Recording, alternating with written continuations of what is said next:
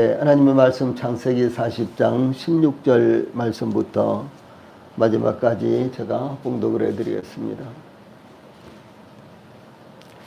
하나님의 말씀 창세기 40장 16절 말씀부터 봉독을 해드리겠습니다.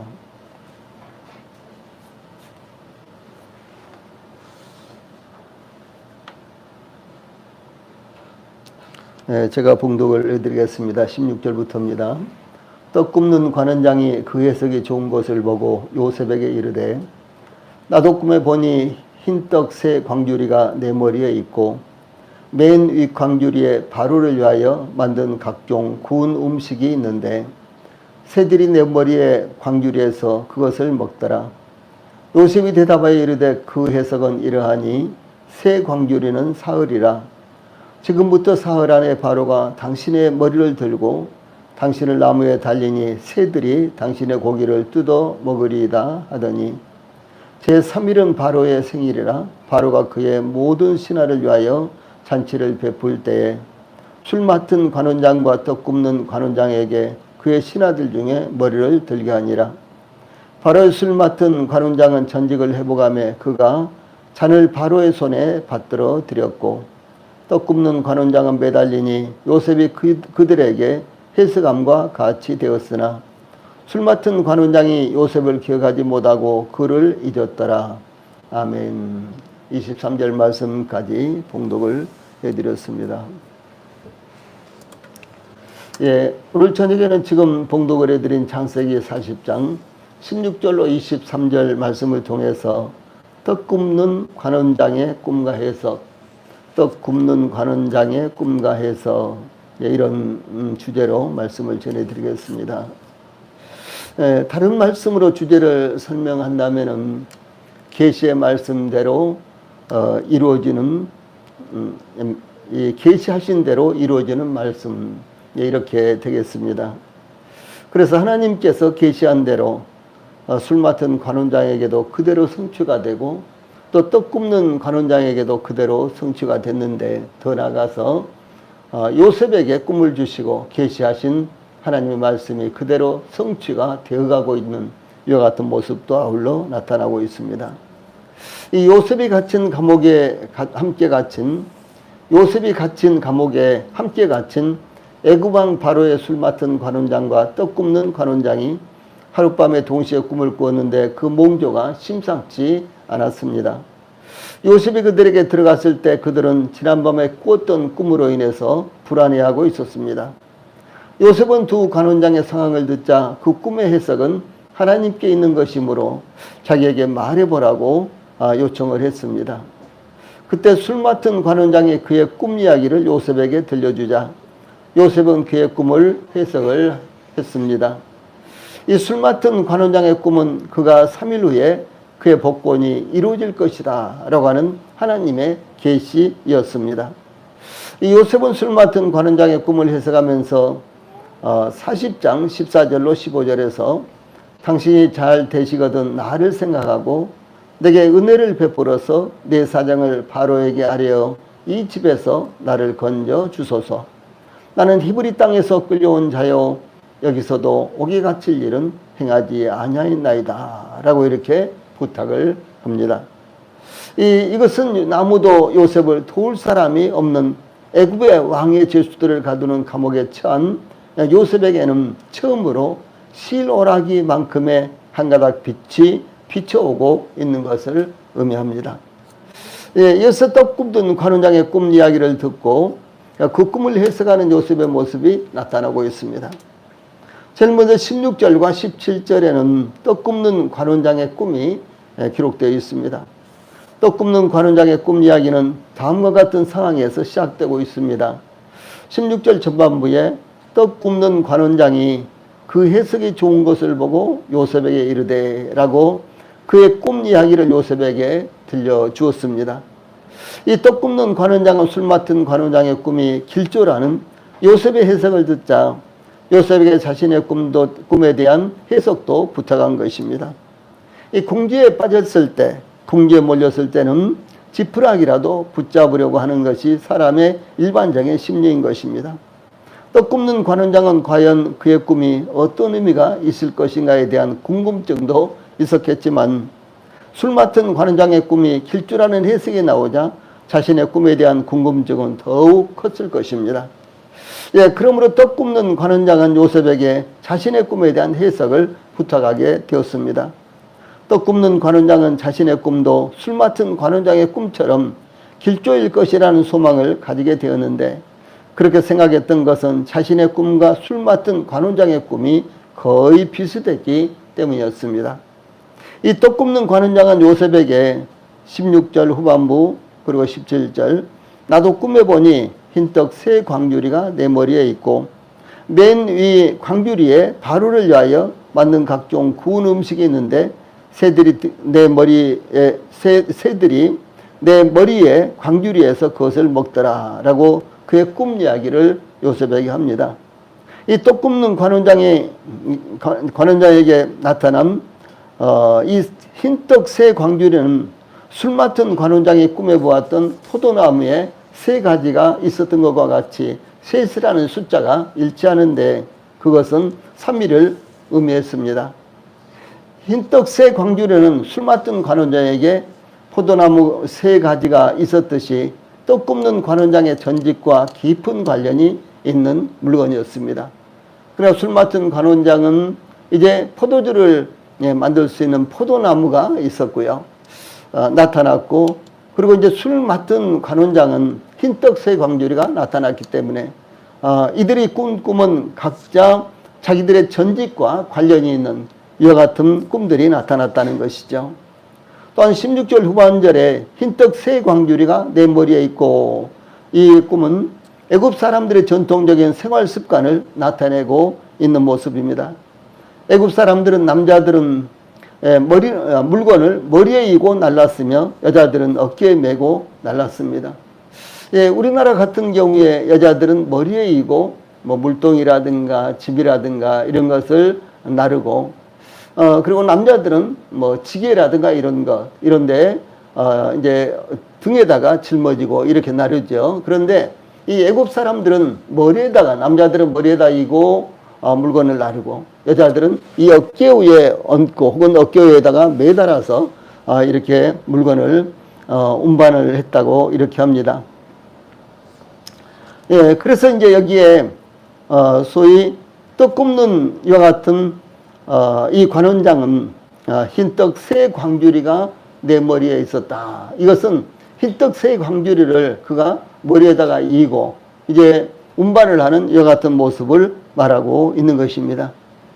예, 그런데 이어진 떡 굽는 관원장은 이어진 말씀 가운데 이 떡 굽는 관원장은 그의 꿈에 대해서 맨 위 광주리에 바로를 위하여 만든 각종 구운 음식이 있는데 새들이 내 머리에 광주리에서 그것을 먹더라 이렇게 진술을 합니다.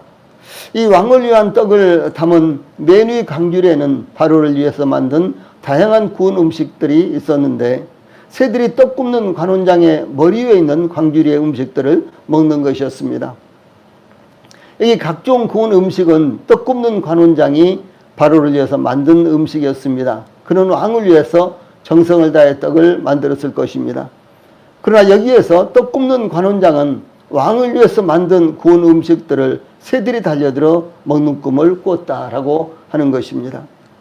이 떡 굽는 관원장이 왕을 위해서 만든 음식이었기 때문에 만약 새들이 달려들더라도 그 새들을 쫓아버려야 하는데 그가 그렇게 하지 못했던 것은 결정적으로 이 꿈이 길조가 아니라 흉조가 되는 이와 같은 모습으로 나타납니다.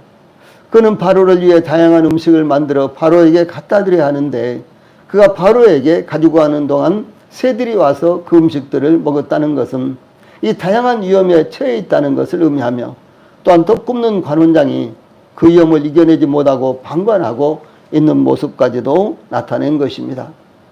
이 떡 굽는 관원장의 꿈 이야기의 끝은 새들이 내 머리에 광주리에서 그것을 먹더라 17절 후반절에 여기서 끝나죠. 그래서 떡 굽는 관원장의 꿈 이야기는 대단히 불길하게 끝이 나고 있습니다. 예, 그는 새들을 위해서 떡을 만들지를 않았습니다. 그가 섬기는 왕을 위해서 떡을 만들어 왕에게 드리기 위해서 가지고 가고 있었던 것입니다. 그러나 그가 왕에게 드리기 이전에 새들이 와서 그가 왕에게 드리기 위해서 만든 떡을 먹었다라고 하는 것입니다. 이것은 떡 굽는 관원장의 충성스럽지 못한 모습을 나타내고 있는 것입니다. 우리는 하나님을 섬겨야 되는 하나님의 백성들입니다. 그러나 복음을 전하기 위해서 또한 하나님의 사랑을 나타내기 위해서 때로는 세상을 섬겨야 되는 경우도 자주 있습니다. 그러므로 우리가 목적하는 것을 끝까지 감당하기 위해서 최선을 다하는 것은 대단히 필요한 것입니다.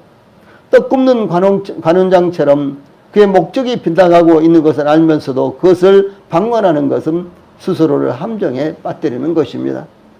그러므로 하나님께서 우리에게 주신 목적을 잊지 않고 그 목적이 이루어지도록 힘써야 하는 것입니다.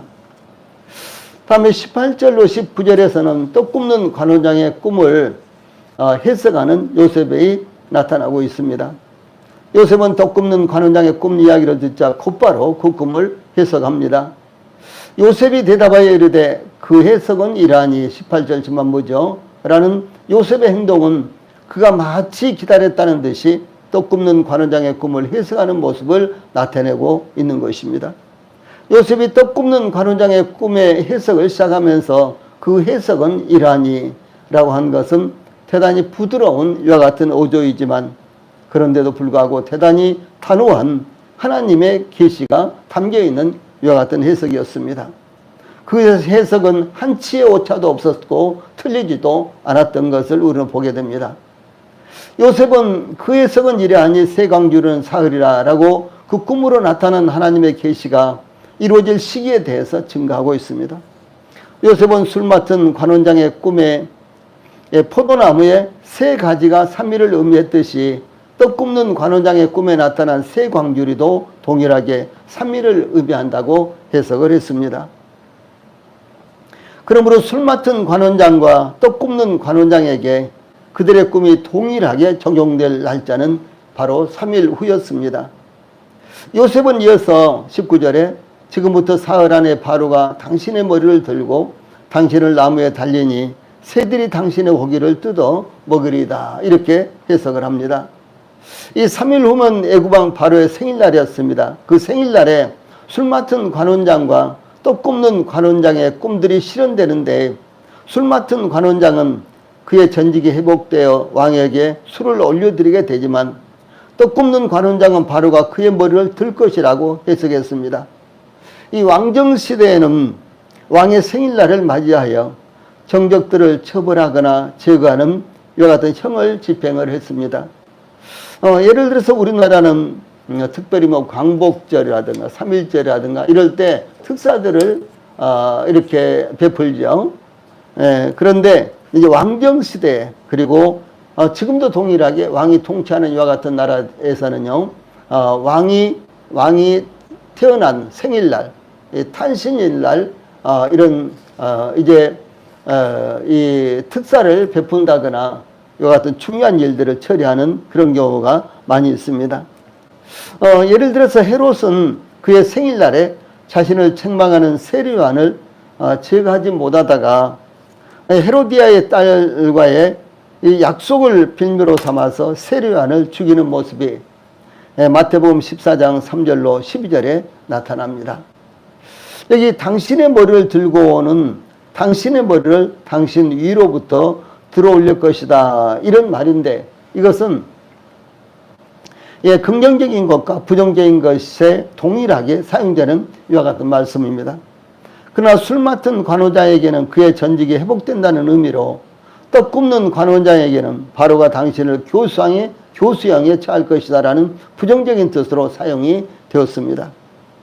또한 당신을 나무에 달리니 라는 해석은 죽임당한 사형수의 시신을 매장하지 않고 나무 기둥에 붙들어 매므로 새들의 먹이로 만드는 것으로 죽음의 수치를 다하는 극형 집행 방법을 의미하는 것입니다.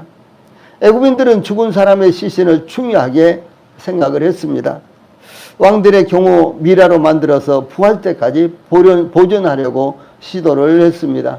그래서 지금까지도 애굽의 여러 왕들의 미라가 많이 발견이 되죠. 또 뿐만 아니라 이제 그 사람의 신분은 알 수 없지만 그러나 수도 없이 많은 미라들이 이제 발견되고 있는 것은 이것은 애굽 사람들이 과거에 그러니까 지금으로부터 수천 년 전에 이 죽은 사람의 시신을 대단히 귀중하게 여겼다라고 하는 것을 의미를 합니다.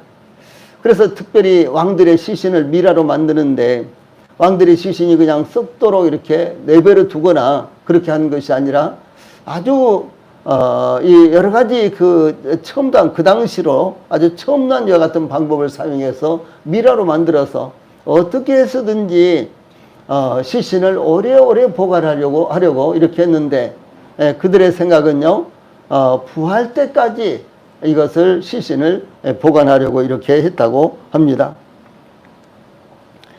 그런데 왕의 질수를 교수형에 체한 후에 나무에 매달아 새 먹이가 되게 하는 것은 가장 치욕스러운 사용 방법이었습니다.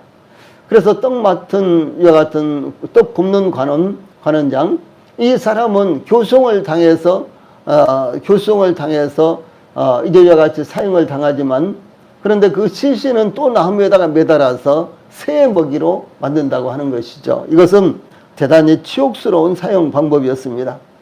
예, 그러므로 떡 굽는 관원장의 죄에 대해서 구체적으로 언급하고 있지 않지만 그러니까 떡 굽는 관원장이 반역을 모의했는지 아니면 대통령을 시해하려고 모의를 했는지 뭐 이런 것이 전혀 나타나지 않고 있죠. 예, 그런데도 불구하고 떡 굽는 관원장의 그 관원장을 사용시킬 뿐만 아니라 그 시신까지도 새들의 먹이로 이렇게 내어준다고 하는 것은요.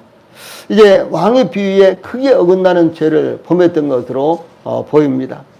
다시 말해서 떡 굽는 관원장의 이 죄는 대단히 묵과할 수 없는 이와 같은 죄일 뿐만 아니라 그 시신까지도 그렇게 새의 먹이로 아주 불행하게 치욕스럽게 이렇게 처리를 하는 그 같은 중죄에 해당하는 죄를 범했던 것으로 보입니다.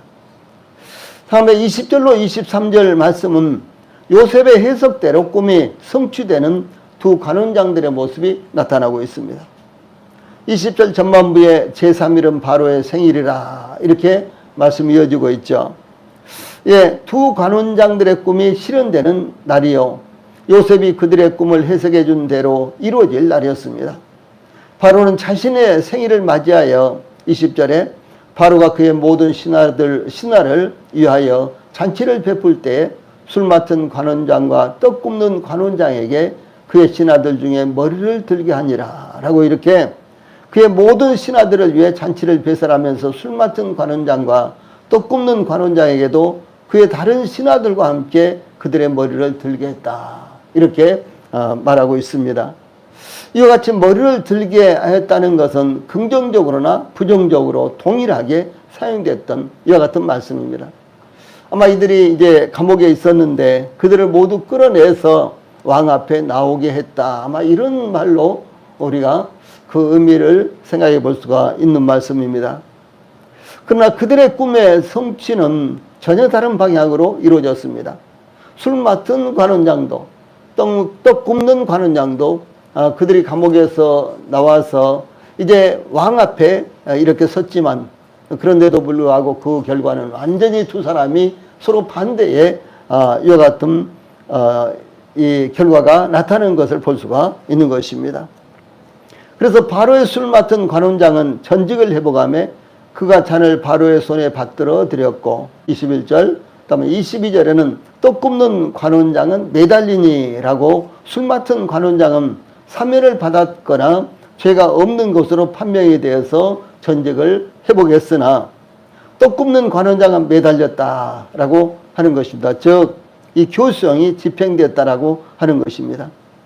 떡 굽는 관원장은 교수형을 당한 후에 나무에 매달렸습니다. 이와 같이 이미 죽은 시신을 나무에 매단 것은 그들의 신에게 저주를 받은 자로 간주하기 때문에 땅을 더럽히지 않으려는 의도에서 취해진 방법이었습니다.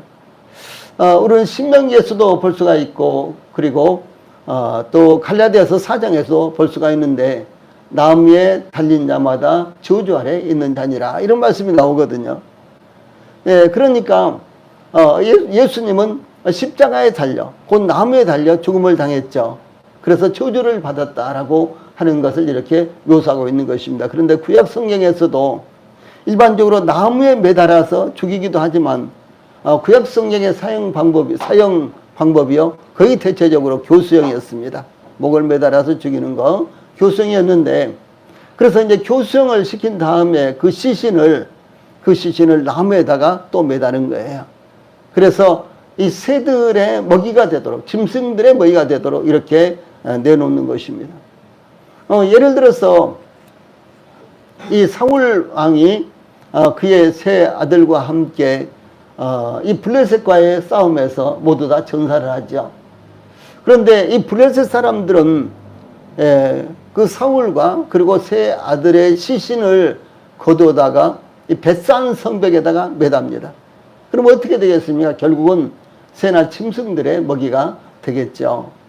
그래서 나무에 달린 자마다 저주 아래 있다라고 하는 말씀이 이렇게 이런 데서 이렇게 연주가 돼서 나온 것입니다. 그래서 이 술 맡은 관원장과 떡 굽는 관원장 두 사람은 머리를 드는 순간까지, 그 순간까지 그들의 결말을 생각하며 가슴을 졸이며 기다리고 있었을 것이며 상황이 어떻게 결말날지 떨며 두려워하고 있었을 것입니다. 그래서 이 술 맡은 관원장과 떡 굽는 관원장, 이 두 관원장은 바로의 탄신일, 바로의 생일이 돼서 그들이 옥에 나와서 이제 바로 앞에 선 거예요. 이제 그럴 때 이 결말이 어떻게 날 것인가 라고요. 그들 마음 가운데 얼마나 두려운 마음이 가득하겠습니까? 만약에 바로가 사면 그러면 그들은 살아나는 거죠. 그런데 바로가 사형 그러면은 그들은 어떻게 되겠습니까? 그들은 바로 죽음을 당하는 것이었습니다. 그러므로 이 두 관원장이 이제 옥에서 끌려 나와서 바로 앞에 섰을 때, 뭐를 들었을 때요, 그 결과가 어떻게 이제 이루어질지 그것을 기다리고 생각하면서 얼마나 마음 졸이고 그야말로 떨며 두려워했을까요? 지금 그런 모습입니다. 그런데 이것은 마치 최후의 심판석 앞에서 자신의 심판을 기다리는 불신자들의 모습, 즉 구원받지 못한 자들의 모습을 예표하는 것과 같은 것입니다. 사도 요한은 요한계시록 20장 12절 13절에서 또 내가 보니 죽은 자들이 큰 자나 작은 자나 그 보좌 앞에 서 있는데 책들이 펴 있고 또 다른 책이 펴졌으니 곧 생명책이라. 죽은 자들이 자기 행위를 따라 책들에 기록된 대로 심판을 받으니 바다가 그 가운데에서 죽은 자들을 내주고 또 사망과 음부도 그 가운데서 죽은 자들을 내주매 각 사람이 자기의 행위대로 심판을 받고 이렇게 증가하고 있습니다. 그런데 그 심판의 결과는 이어진 15절에서 누구든지 생명책에 기록되지 못한 자는 불못에 던져지리라 이렇게 증가하고 있습니다. 그래서 이 최후의 심판은 불신자들에 대한 심판입니다. 그런데 이 최후의 심판에서 이제 자기의 심판이 어떻게 이제 선고가 될까라는 것을 이제 기다리면서 그 최후의 심판 자리에 서 있을 때 얼마나 떨리고요.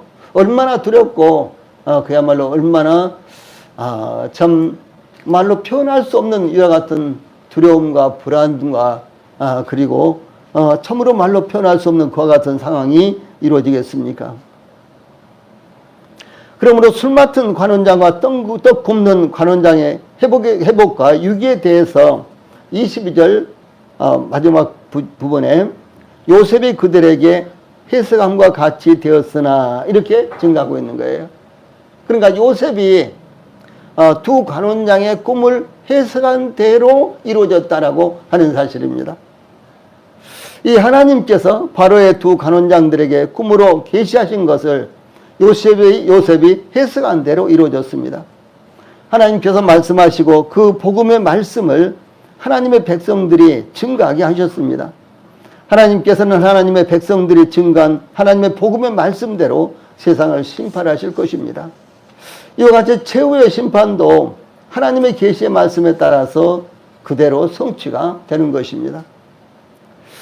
요한계시록 20장 12절 조금 전에 우리가 읽었던 말씀 가운데는요, 큰 자나 작은 자나 이런 말씀이 나오는데 그것이 구분되지 않는 것입니다. 예, 그들이 이 세상에서 어떤 위치에 있었는가, 그들이 이 세상에서 높은 자리에 있었는가, 낮은 자리에 있었는가, 아니면 그들이 무엇을 가지고 있었는가, 이와 같은 것들은요 전혀 구분이 안 된다라고 하는 사실입니다. 또 요한계시록 21장 8절에서는 이런 말씀이 나옵니다.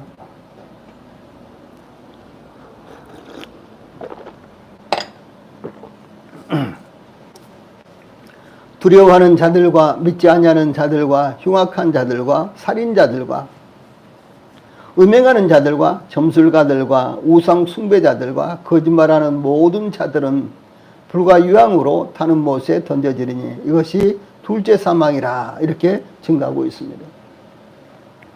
여러 가지 죄악이 여기 나옵니다. 두려워하는 자들, 믿지 아니하는 자들, 흉악한 자들, 살인자들, 음행하는 자들, 점술가, 또 우상 숭배자, 거짓말하는 자들. 예, 한마디로 구원받지 못한 자들은 이렇게 하면 끝나죠. 그런데 이렇게 구체적으로요 여러 가지 죄악을 여기에서 열거를 했습니다. 그런데 이렇게 여러 가지 죄악들을 열거한 것은요 바로 믿지 않은 사람들이 이 땅에서 살아가는 이와 같은 방식을 말하는 것입니다. 예, 그들은 불과 유황으로 타는 못에 던져지는데 이것이 둘째 사망이다 라고 하는 것입니다. 그러므로 구원받았느냐 구원받지 못했느냐만 구분이 될 것입니다. 마치 하나님께서 술 맡은 관원장과 떡 굽는 관원자에게 꾸게 하셨던 꿈대로 요셉이 그들의 꿈을 해석한 대로 그대로 이루어졌듯이 하나님의 계시의 말씀 그대로 이루어지는 것입니다. 그러므로 우리는 하나님의 계시의 말씀은 반드시 이루어진다는 것을 다시 한번 숙고해야 할 것입니다. 예수님께서도 천지는 없어지겠으나 내 말은 없어지지 아니하리라 이렇게 말씀하셨는데 이 똑같은 말씀이 마태복음 24장 35절, 마가복음 13장 31절, 누가복음 21장 33절에 세 번이나 그대로 나와 있습니다. 또 뿐만 아니라 마태복음 5장 18절에서는 진실로 너희에게 이르노니 천지가 없어지기 전에는 율법의 1.1억이라도 반드시 없어지지 아니하고 다 이루리라 라고 예수님께서 말씀하신 것이 기록되어 있습니다. 그래서 저희들이 이제 가지고 있는 이 성경 말씀, 이 하나님의 말씀, 하나님의 이 계시의 말씀은 그대로 100% 성취가 된다라고 하는 사실입니다. 여기서 우리는 잠시 계시에 관한 문제를 살펴보겠습니다. 계시, 이 성경에 계시라는 말씀이 많이 나옵니다. 그런데 이 계시는 하나님께서 자신을 가리셨던 베일을 벗기시고 드러내시는 것을 의미합니다. 하나님께서 자신을 나타내시는 것을 의미하는 거예요. 하나님께서 자신의 성품을 나타내신 것, 하나님께서 자신의 계획을 나타내시는 것, 하나님께서 자신의 말씀을 나타내신 것, 이런 것들이요 소위 계시라는 것입니다. 이 사도 요한은 요한계시록 1장 1절에서 예수 그리스도의 계시라, 이는 하나님이 그에게 주사 반드시 속히 일어날 일들을 그 종들에게 보이시라고 그의 천사를 그종 요한에게 보내어 알게 하신 것이라, 이렇게 기록하고 있습니다. 예, 그래서 요한계시록, 계시, 예, 요한계시록, 근데 이것이 계시의 말씀이라고 하는 것이죠. 예수 그리스도께서 반드시 속히 될 일을 알게 하신 것이라는 뜻입니다. 이 신약 성경에서 계시라는 단어가, 계시라는 단어가 신약 성경에서 가장 먼저 나오는 것은 예수님의 말씀인데요. 예수님께서 마태복음 11장 27절에서 내 아버지께서 모든 것을 내게 주셨으니 아버지 외에는 아들을 아는 자가 없고 아들과 또 아들의 소원대로 계시를 받는 자 외에는 아버지를 아는 자가 없느니라. 이렇게 말씀하셨습니다. 대단히 중요한 말씀입니다. 저희들이 복음을 듣고 믿었기 때문에 구원받았습니다. 그렇습니다. 그런데 좀 더 이제 하나님 측면에서 우리가 살펴볼 때요, 하나님께서 저희들에게 보여주시고 믿게 해주시지 아니하시면은 저희들이 구원받을 수 없다라고 하는 사실을 말씀을 하시는 것입니다. 예. 그래서 주 예수님께서도 동일하게, 예, 아버지와 그리고 아들과, 예, 곧 주 예수님과 그리고 하나님께서 알게 하시지 아니하시면은 아버지와 아들이 그 소원대로 알게 하시지 아니하시면 아무도 하나님을 알 수 없다라고 이렇게 말씀을 하시는 것입니다. 이 사도 바울은 자신이 사도가 된 것은 예수 그리스도의 계시로 말미암은 것이라고 갈라디아서 1장 12절에서 말씀하고 있습니다. 또 에베소 1장 17절부터 19절에서는 이렇게 말씀하는데, 사도 바울은 우리 주 예수 그리스도의 하나님 영광의 아버지께서 지혜와 계시의 영을 너희에게 주사 하나님을 알게 하시고, 뭐예요? 지혜와 계시의 영을 저희들에게 주셔서요, 하나님을 알게 하셨다라고 하는 사실을 말씀하는 것입니다. 예, 그러므로 저희들이 하나님을 믿고 복음을 믿고, 예, 복음을 들었을 때 저희들이 받아들이고, 또 하나님에 관해서 저희들이 들었을 때 받아들이고, 예, 사실은 저희들이 무엇인가 한 것 같아도 이 모든 것들이요, 하나님께서 하신 일이다라고 하는 사실을 말씀하는 것입니다. 저희들은 복음 집회를 이제 앞두고 있습니다만은, 그러므로 저희들의 기도가 정말로 요구되는 것입니다. 예, 사실 아무리 많은 영혼들이, 많은 분들이요, 참석을 해서 그리고 복음이 정확하게 증거된다고 할지라도 여기에 하나님께서 역사하지 아니하시면요, 아무라도 구원받을 수 없습니다. 예, 주 예수님께서 실제로 말씀하시기를 아무라도 내 아버지께서 오게 하지 아니하시면 나에게 올 수 없다라고 이렇게 주 예수님께서 말씀하셨어요. 그래서 이 사도 바울도 동일하게 우리 주 예수 그리스도의 하나님 영광의 아버지께서 지혜와 계시의 영을 너희에게 주사 하나님을 알게 하시고, 예, 지혜와 계시의 영을 너희에게 주셔서 하나님을 알게 하셨다, 이렇게 말씀하고 있고요. 그 다음에 너희 마음의 눈을 밝히사 그의 부르심의 소망이 무엇이며 성도 안에서 기업의 영광의 풍성함이 무엇이며 그의 힘의 유력으로 역사하심을 따라 믿는 우리에게 베푸신 능력의 지극히 크심이 어떠한 것을 너희로 알게 하시기를 구하노라, 이렇게 사도 바울이 기도하고 있는 것이에요. 무엇이 여기에서요, 중요한 것은 무엇인 거는 바로 하나님께서 지혜와 계시의 영을 저희들에게 주심으로 이 모든 것들을 깨닫기를 사도 바울이 기도하고 있다라고 하는 사실입니다. 그러면 우리 성도들도, 예, 육신적인 어떤 것 참 필요한 것들 많죠. 그것뿐만 아니라 하나님께서 성령을 우리에게 충만하게 하시고, 또 하나님께서 저희들에게요, 이해할 수 있도록 역사하시고, 깨닫도록 역사하시고, 믿을 수 있도록 역사하셔서 우리가 진리의 말씀을, 진리의 복음을 깊이 깨달을 수 있도록, 믿을 수 있도록 이렇게 하나님 앞에 기도하는 것도요, 대단히 중요한 것입니다. 이와 같이 하나님의 계시가 아니면 하나님에 대해서도, 하나님의 뜻에 대해서도 인간은 알 수가 없고, 또는 하나님께서 원하시는 사람들만이 하나님의 계시를 받을 수 있으며 알 수 있다라고 증거하고 있습니다. 그러므로 똑같은 시간에 같은 장소에서 같이 복음을 들어도 어떤 사람들은 그 복음을 깨닫고 구원을 받고, 또 어떤 사람은 전혀 깨닫지 못하는 이런 모습을 우리가 볼 수가 있지 않습니까?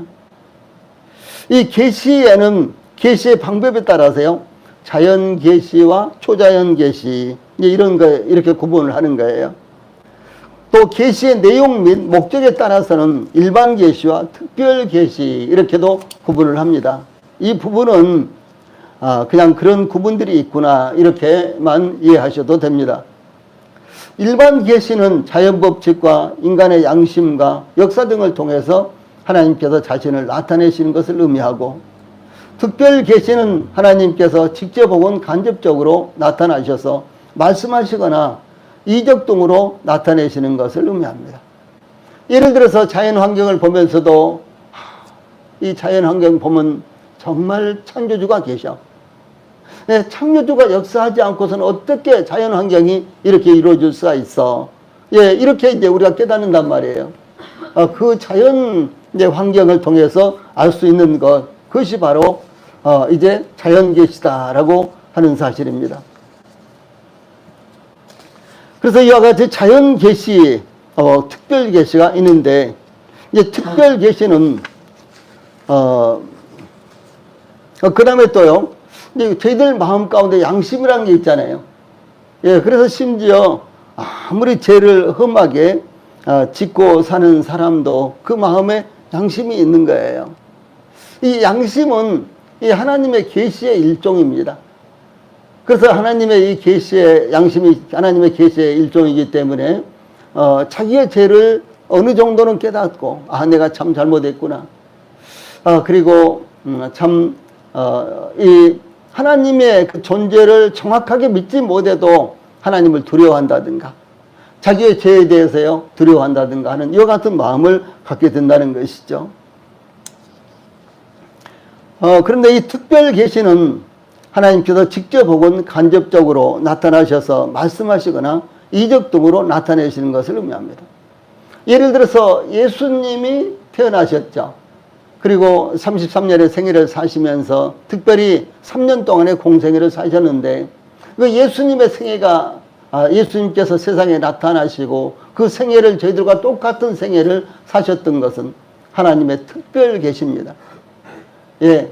그런데 이와 같은 특별 계시는 예수님 당시에 예수님을 직접 보고, 그리고 예수님의 말씀을 직접 듣고, 또 예수님께서 베푸시는 기적과 이적을 체험한다든가 그것을 직접 보고, 이분이 하나님의 아들이구나 이렇게 깨달은 분들이 많이 있죠. 그 특별 계시를 통해서 이렇게 알게 된 것입니다. 그런데 그것은 그 당시에 살던 분들에게만 해당되고 오늘날 저희들에게는 해당이 안 되지 않습니까?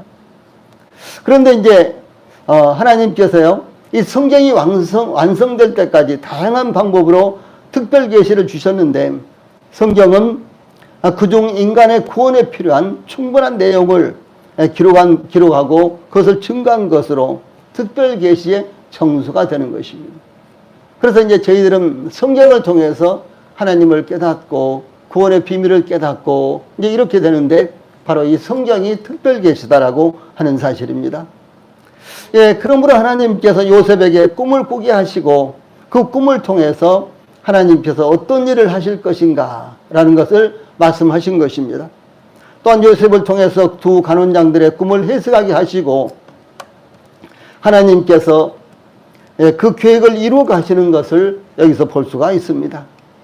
그러나 성경이 완성된 후에는 성경만이 특별 계시로 나타나게 되는 것입니다. 또한 이 구약시대의 꿈은 이 자연 발생적으로 어느 때와 마찬가지로 나타나기도 하였고, 때때로 하나님의 계시의 통로로 활용되기도 했습니다. 저는 최근 요즘 며칠 동안 아주 그냥 꿈을 많이 꿨어요.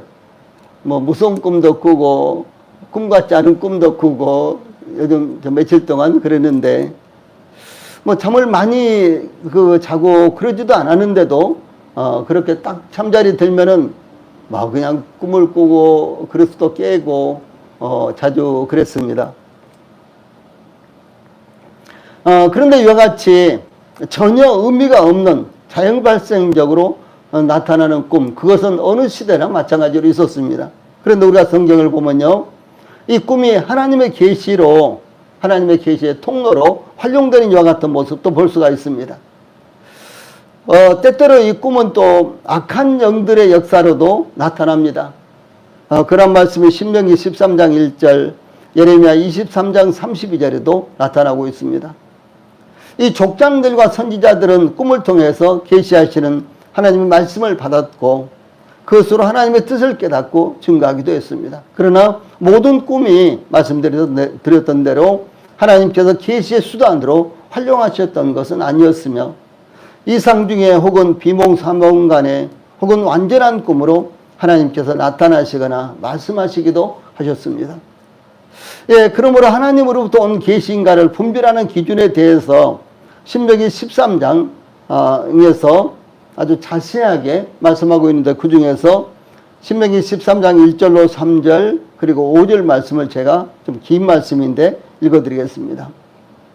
너희 중에 선지자나 꿈꾸는 자가 일어나서 이적과 기사를 내게 보이고 그가 내게 말한 그 이적과 기사가 이루어지고 너희가 알지 못하던 다른 신들을 우리가 따라 섬기자고 말할지라도 너는 그 선지자나 꿈꾸는 자의 말을 청종하지 말라. 이는 너희의 하나님 여호와께서 너희가 마음을 다하고 뜻을 다하여 너희 하나님 여호와를 사랑하는 여부를 알려하라 하사 너희를 시험하심이니라. 5절.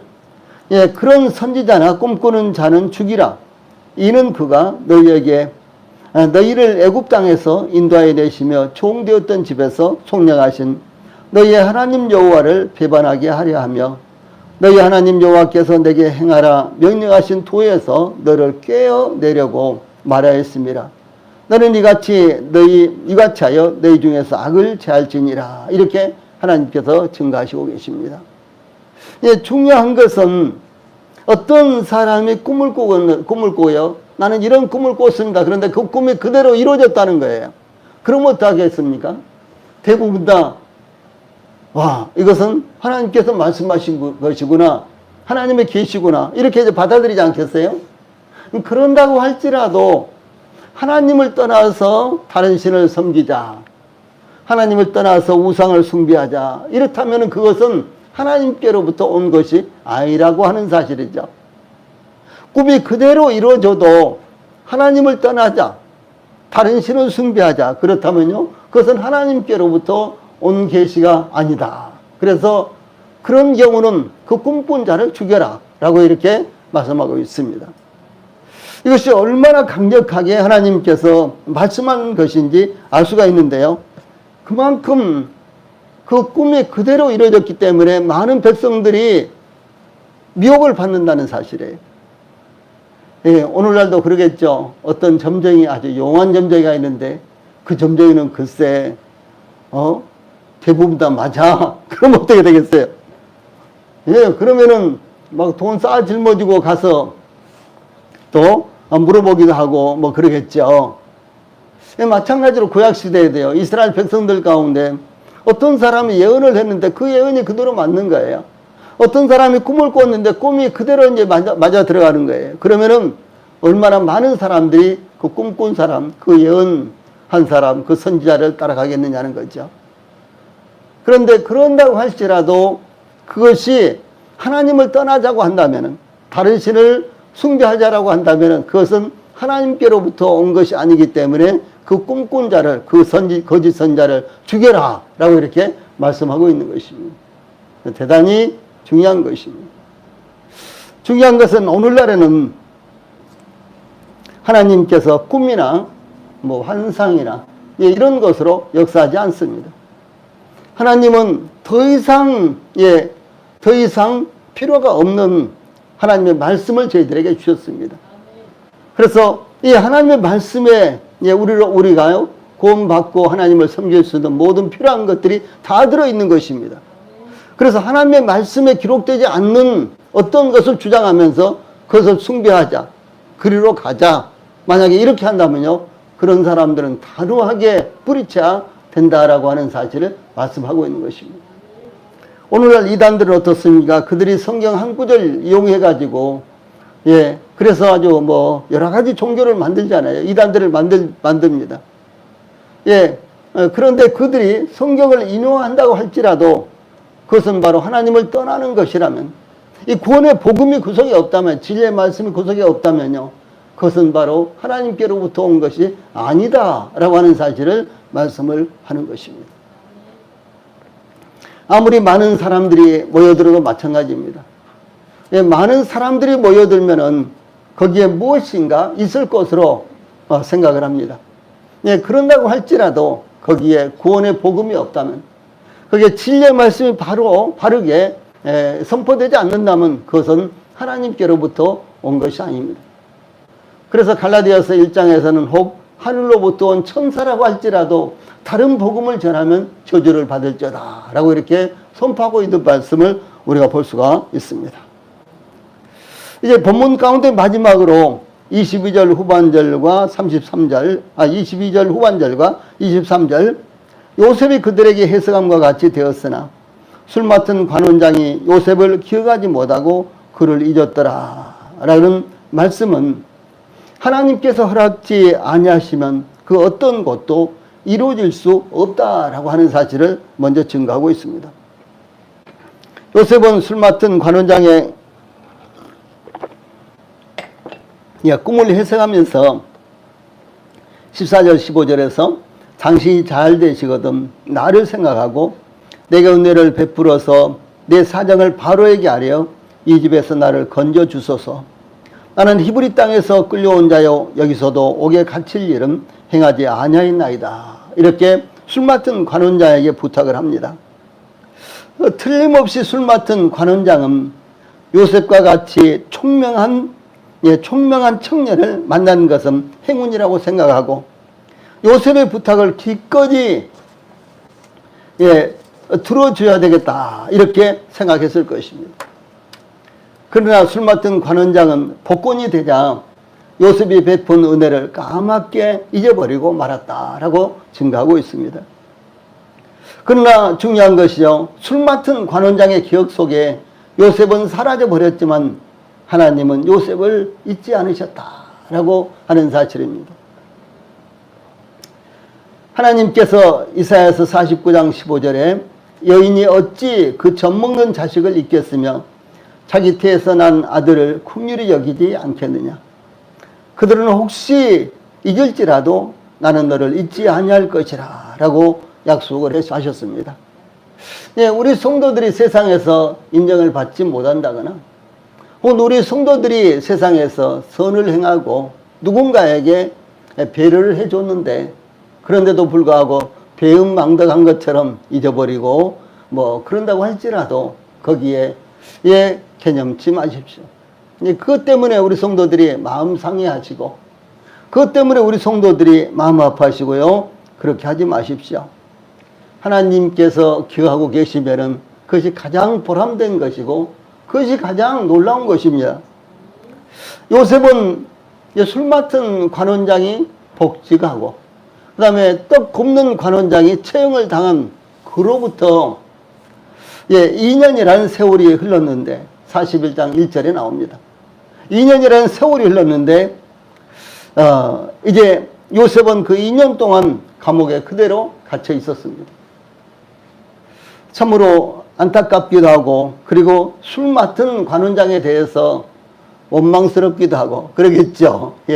당연히 그럴 거예요.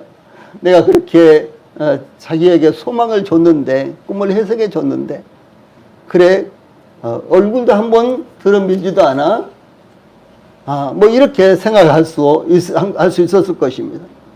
그런데도 불구하고 요셉은 그 2년 동안 감옥에 갇혀 있었는데요. 그 2년은 요셉에게 마지막으로 연단을 받는 기간이 되었다라고 하는 사실입니다. 하나님의 시간표에 하나님의 그 경륜에 요셉은 감옥에 2년 더 있는 것이 요셉이 영전하기 위해서 필요했던 기간이었다라고 하는 사실입니다. 세상은 우리 성도들을 무시하고 우리가 기대했던 이들이 우리를 잊어버릴지라도 하나님 그 약속하시고 꿈꾸게 하셨던 것을 절대로 잊지 않으십니다. 그러므로 하나님께서 우리에게 주신 말씀, 그 꿈을 붙들고 오늘도 우리에게 맡겨주신 복음과 진리를 위해서 우리 성도님들이 선한 싸움을 싸우시기를 바랍니다. 기도하시겠습니다.